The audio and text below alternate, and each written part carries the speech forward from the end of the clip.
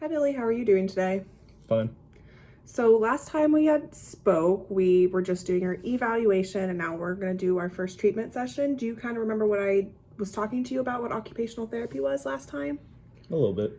Okay, so what we are going to be doing is helping you get back to the things that you want to do. And I know you mentioned you really wanted to be able to be independent and live on your own. So today we're going to focus on coping skills that you currently have to help manage your post-traumatic stress disorder as well as your depression. So first I kind of want to talk about what are the current coping skills you have right now?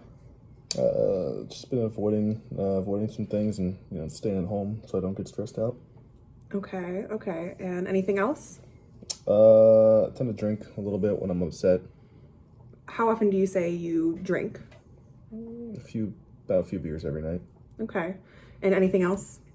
Yeah, I've been getting angry a lot, so I've just been trying to keep to myself. Okay. So with what you currently have been using to cope with, what I would like you to do is just kind of jot down a few pros and cons of each one of your skills. Okay, Billy, so I see that you have identified a few cons and a pro. So could you talk to me and tell me what your cons were that you saw? Yeah, I don't see my friends and family that much. Family has a history of alcoholism, and I feel bad about myself after I'm done. Were you able to come up with anything positive about your current coping skills? Yeah, it makes me feel good when I'm doing it. Okay. So what I can see here is that you have a lot more cons than you do pros. Is this something you can agree with? Yeah. Okay. And would you be open to kind of exploring other coping mechanisms? Sure. Okay, cool. So today what we're going to create is what's called a stress kit. And what this is going to be a box that you make through looking at pictures, words, whatever it is that you find that fits you from these magazines here. And you're going to cut them out and you're going to paste them on this box. You'll have about 20 or 30 minutes to complete this. And throughout the process, if you want to talk about anything at all, feel free. It doesn't have to be anything restricted to just stress or anxiety, but you're free to talk with whatever you want. And then at the end of it, we'll kind of go through some things, okay? Sounds good. Okay. Okay, Billy, so now that you've completed your beautiful box, okay, so now that you have completed your box, I just kind of want to go through the purpose of using a stress kit. And what this is, it's going to help you in times of high anxiety or you're not feeling so great. Instead of isolating yourself or turning to alcohol, what you can do is you can go to wherever you keep this. You'll keep it in the same spot so you know always where it's going to be. And inside of it, you can put anything you want. You can put like a worry stone, you can put a small Bible, you can put anything that helps you stay calm and kind of recenters yourself.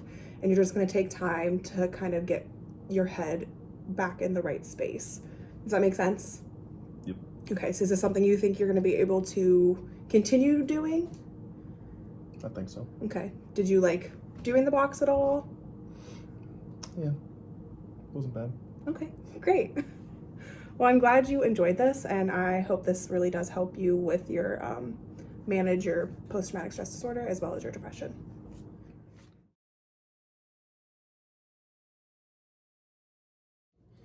Okay, Billy, so now that you have met your goals, I think it's time for you to be discharged. And just going forward, I think your biggest thing to keep doing would be seek out like a psychologist or a psychiatrist to help continue maintenance of your depression and your PTSD, as well as reaching out to a local Alcoholics Anonymous group. This is just really going to help you get ahead and stay ahead of your alcohol dependence. And I think it would be really beneficial going forward to make sure that you are okay.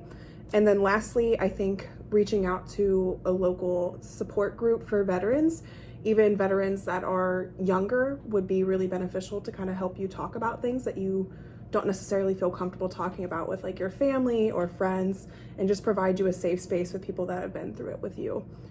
Do you have any questions for me? No. Okay, all right, thank you.